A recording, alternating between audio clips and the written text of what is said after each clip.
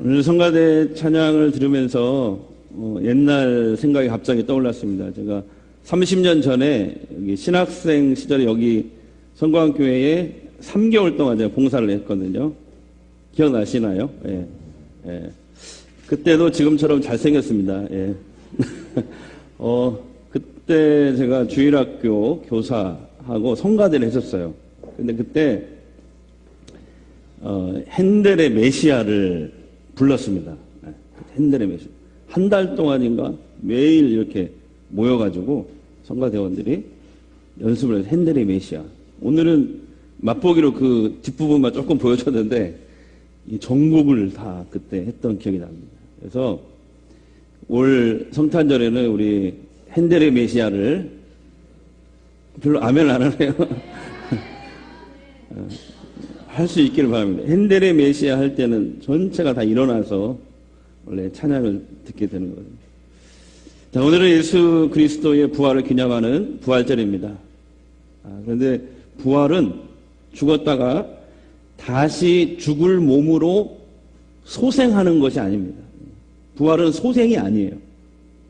죽었다가 다시 살아나서 또 언젠가 죽는 이런 소생이 아니고, 부활이라는 것은 뭐냐면 영원히 죽지 않을 신령한 몸으로 다시 살아나는 것을 말합니다. 이게 부활이에요. 영원히 죽었는데 다시 살아날 때는 영원히 죽지 않을 신령한 몸으로 다시 살아나는 것입니다. 미국의 유명한 작가 브레넌 매닝이라는 이분이 있는데요. 얼마 전에 돌아가셨는데 이분이 이렇게 얘기했어요. 부활을 믿어야 진짜 예수 믿는 것이다.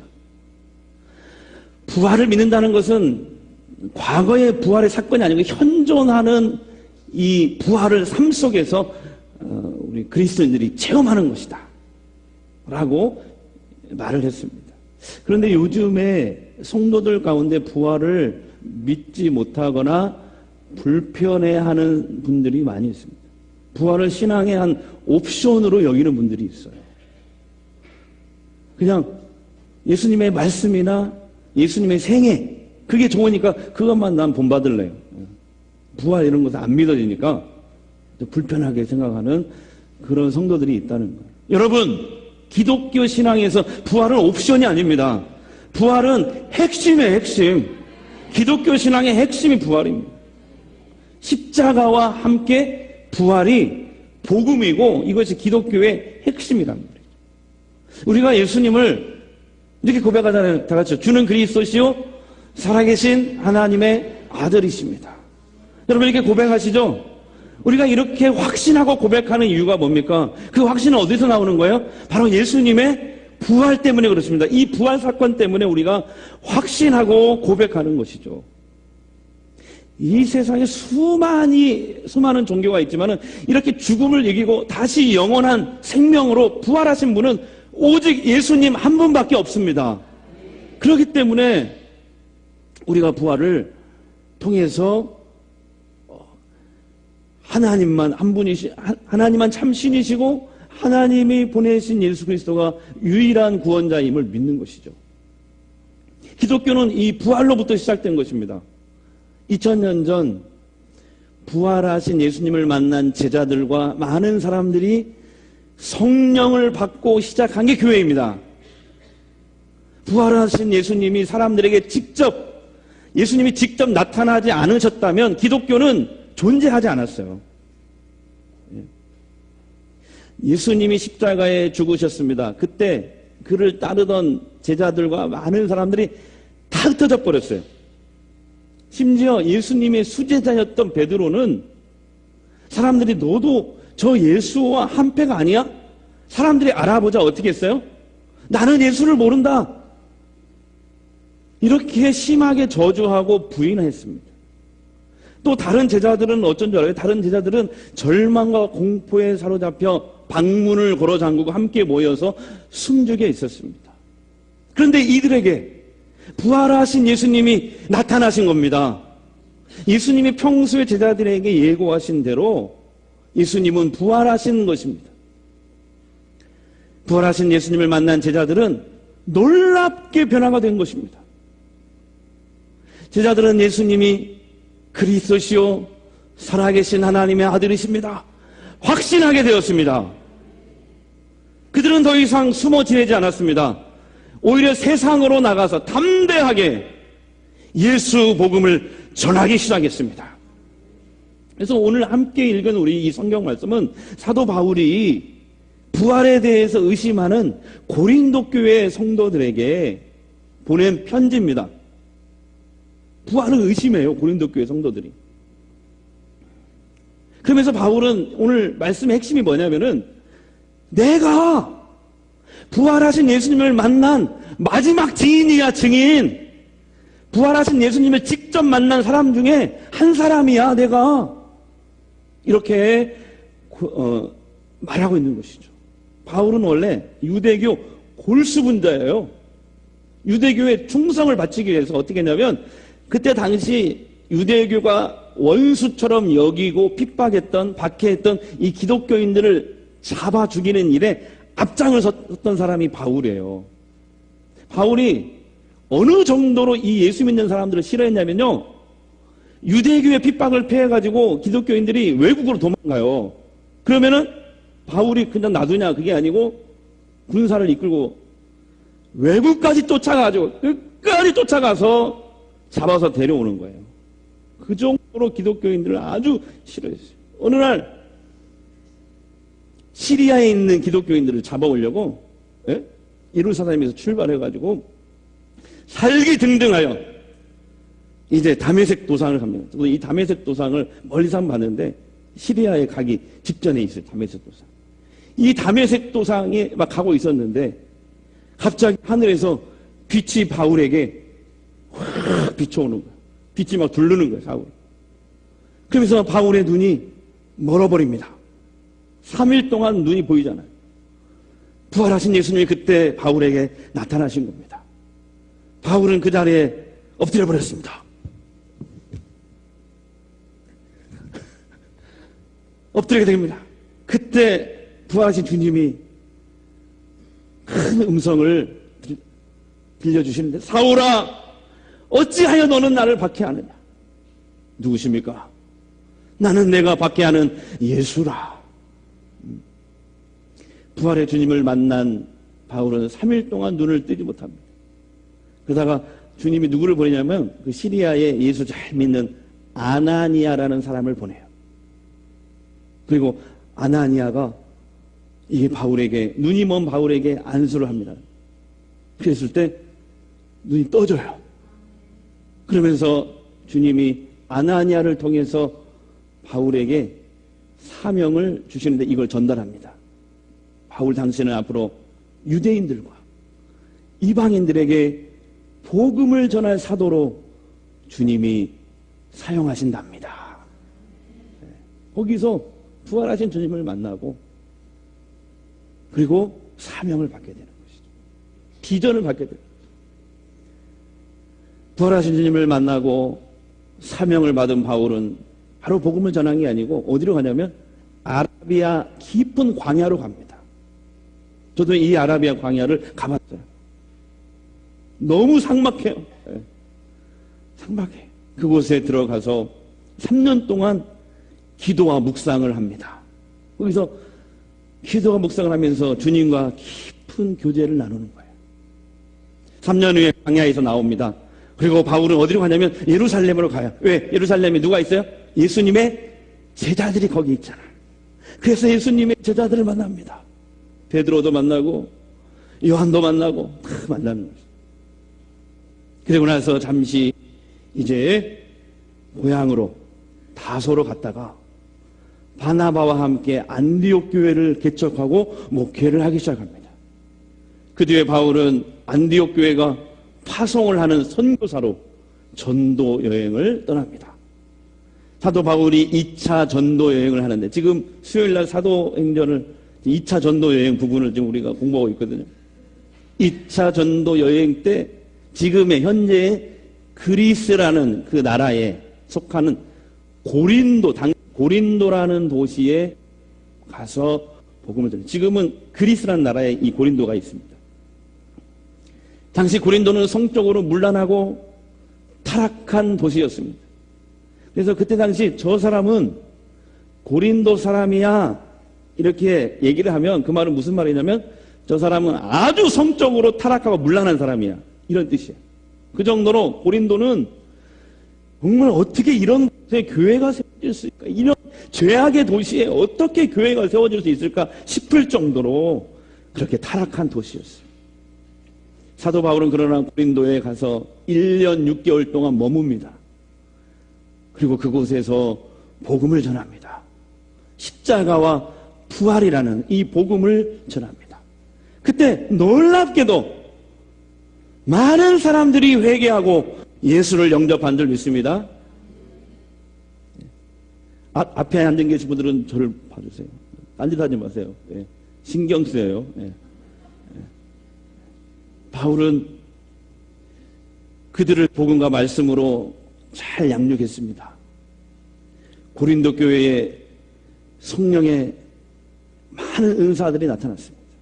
그런데 사도 바울이 이제 교회 목회를 사임을 하고 1년 6개월 동안 교회가 많이 성장을 해가지고 사임을 하고 이제 다른 지역으로 가서 비시디아 안디옥으로 가서 복음을 전하려고 이 고린도 교회를 떠납니다. 근데 문제는 그때부터 생긴 거야. 이 고린도 교회에 바울이 떠난 다음부터 문제가 생기기 시작하는데 여러 가지 심각한 문제가 그 중에 가장 심각한 문제가 바로 이 문제예요. 고린도 교회 성도들이 어느 날부터인가 부활이 없다. 이렇게 부활을 믿지 못하는 사람들이 점점 늘어나기 시작하는 거예요. 자, 고린도전서 15장 오늘 말씀 12절 17절 큰 소리 읽겠습니다. 시작. 그리스도께서 죽은 자 가운데서 다시 살아났다 전파되었거늘 너희 중에서 어떤 사람들은 어찌하여 죽은 자 가운데서 부활이 없다 하느냐?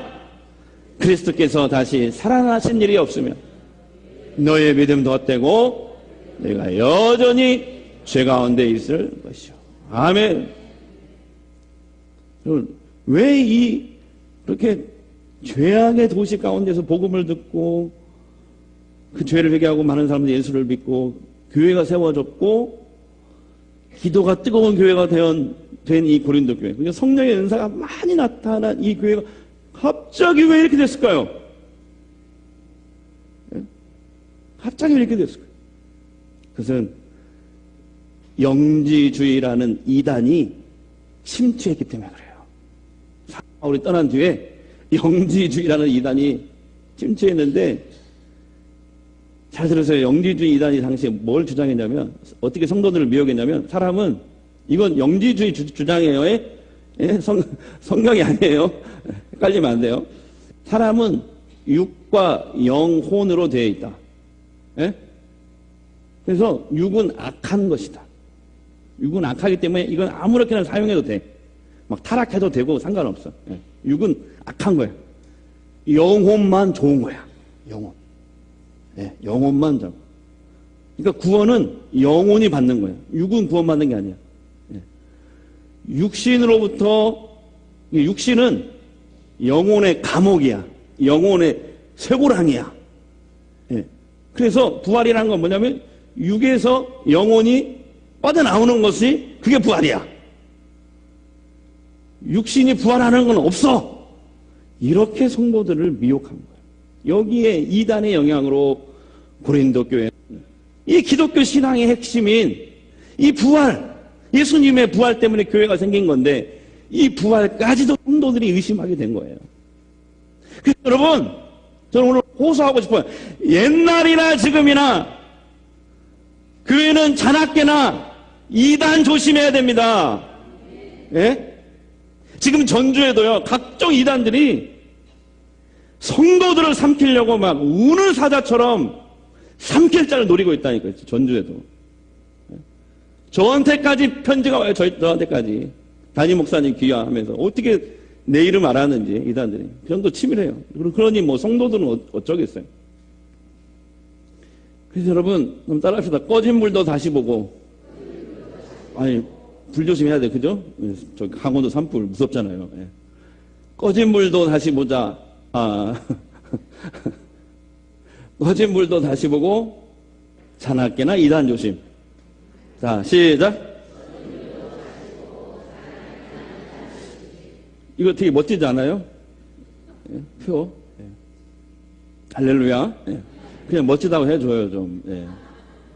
여러분, 요즘처럼요, 이단이 이렇게 득실득실 거릴 때는요, 어떻게 해야 되냐면 될 수 있는 대로 본 교회 중심으로 신앙생활 하셔야 돼요.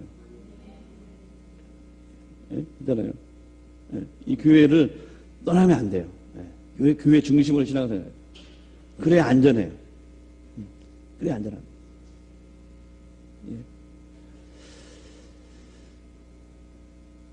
교회 밖에서 하는 성경 공부 절대로 가면 안 돼요.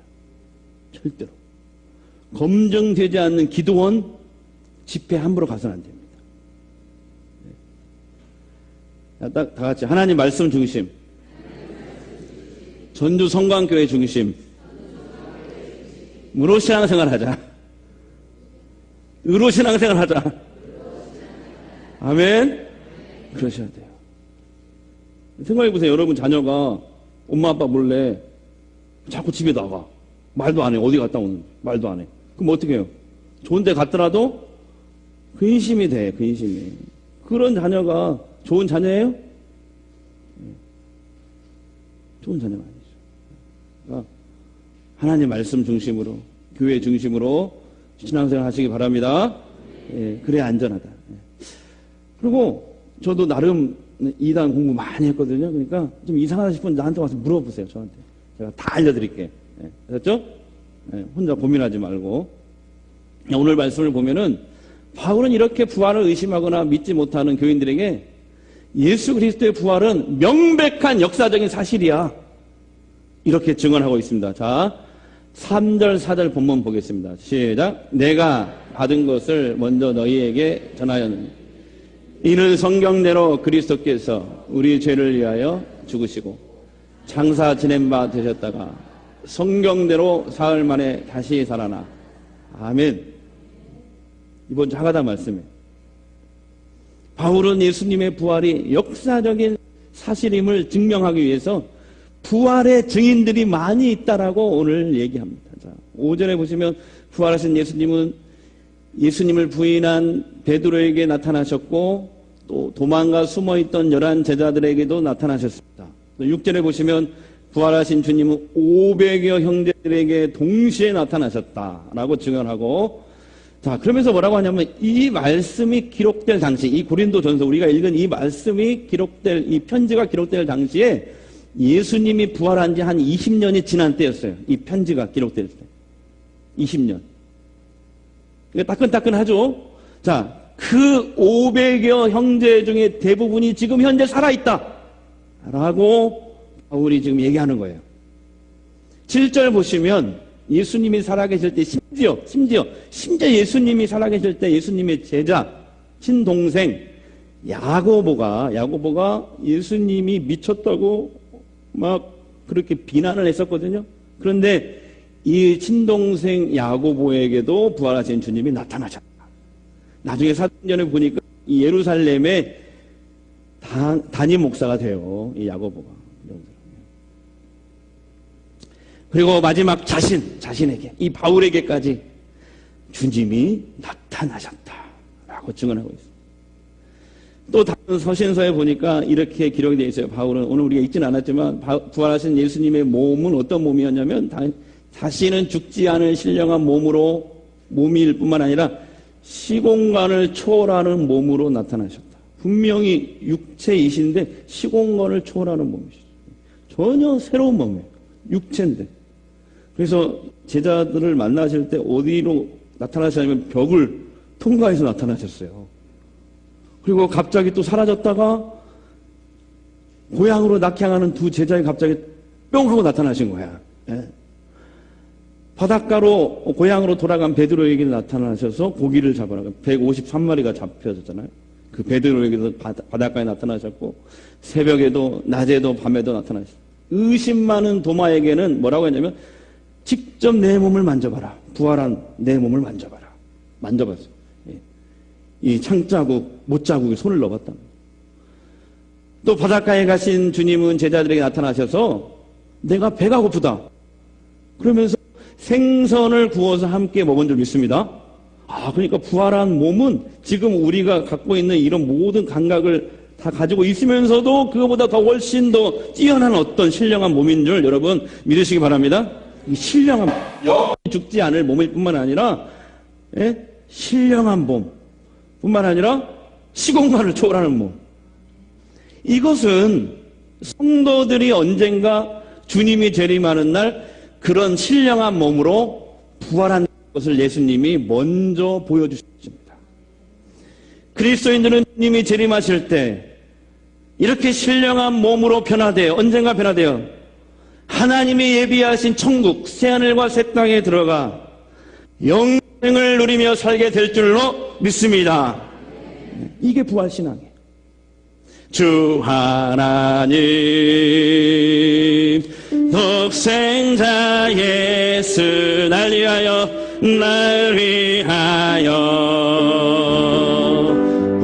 오시었네. 내 모든 죄 박시면서 다 사시고 죽음에서 부활하신 나의 그 살아계신 주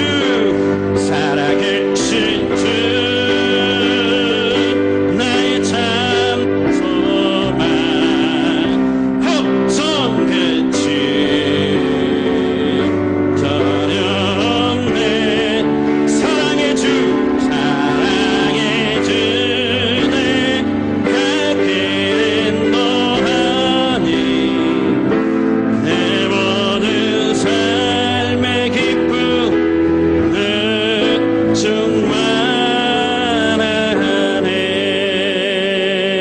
충만하네. 할렐루야. 부활하신 예수님을 만난 사람들은 놀랍게 변화된 줄 믿습니다. 부활하신 예수님을 만나기 전 바울은 어떤 사람이었어요? 예수님을 미워하고 증오하는 사람이었어요. 그러나 부활하신 예수님을 만나고 난 후에 그는 주님을 누구보다도 사랑하고 그리고 생명 내걸고 복음을 전하는 사도가 된 줄 믿습니다. 예수님의 제자들도 마찬가지예요. 사도 요한만 빼놓고 모든 제자들이 부활하신 예수님을 전하다가 모두 순교한 줄 믿습니다. 이렇게 부활은 역사적인 사건일 뿐만 아니라 우리의 삶을 변화시키는 사건입니다. 지금도 부활하신 주님은 어디에 계시냐? 성령으로 우리 믿는 자들의 몸과 마음 속에 내주해 계시는 줄 믿습니다. 여러분 그렇게 믿으시죠? 할렐루야. 그래서 여러분 성령이 역사하는 곳에 복음이 흘러가는 곳마다 사람이 변화되는 것입니다. 가정이 변화되는 것입니다. 사회가 변화되는 이런 역사가 일어나고 있는 거예요. 2019년 부활의 아침을 맞이했습니다. 저는 기도하고 소망합니다.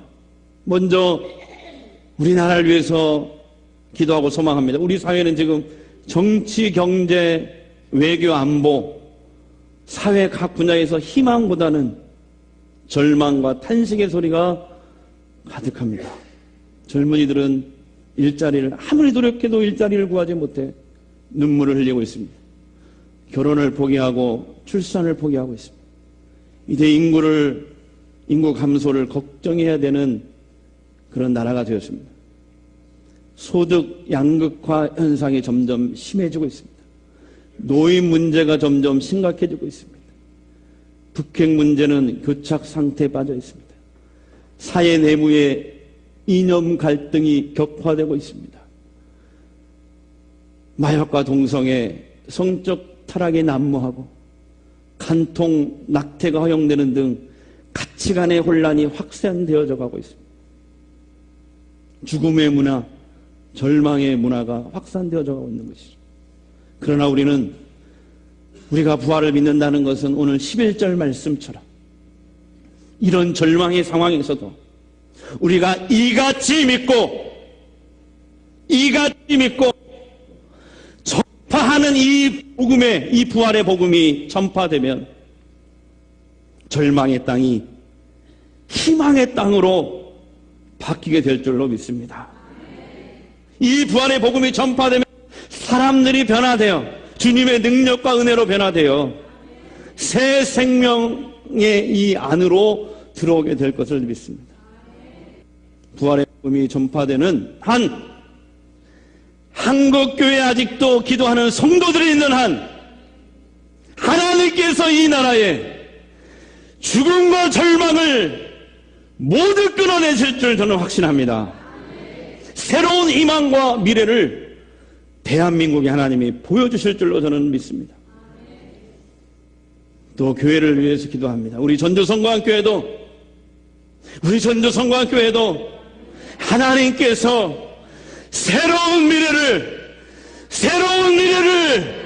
열어주실 것입니다. 열어주실 것입니다. 부활의 주님을 더욱더 붙잡읍시다. 하나님께만 소망을 두십시다. 할렐루야. 기도하겠습니다. 하나님, 지금 우리를 절망케 하고 좌절하게 만드는 모든 주변의 상황들을 봅니다. 그러나 이 부활의 아침, 우리는 다시금 절망을 희망으로 바꾸시는 하나님을 바라봅니다. 특별히 대한민국의 사회 각자 각 분야에서 탄식 소리가, 절망 소리가 새어나오고 있지만 우리를 새롭게 하사 대한민국을 일으키시고 다시 한번 한국교회를 깨우사 선교 한국이라는 사명을 계속해서 감당할 수 있도록 주님께서 새롭게 세워주실 줄 믿습니다. 특별히 우리를 다시금 새롭게 하사 성령으로 이끄셔서 우리 교회가 새로운 미래를 향해 나아갈 수 있도록 이끄실 하나님을 바라봅니다. 사람을 보고 주변 상황을 보면 좌절과 절망입니다. 그러나 하나님을 바라봅니다. 부활의 주님을 바라봅니다. 새 희망이 생기고 용기가 생기게 하시니 감사합니다. 예수님의 이름으로 축복하며 기도합니다.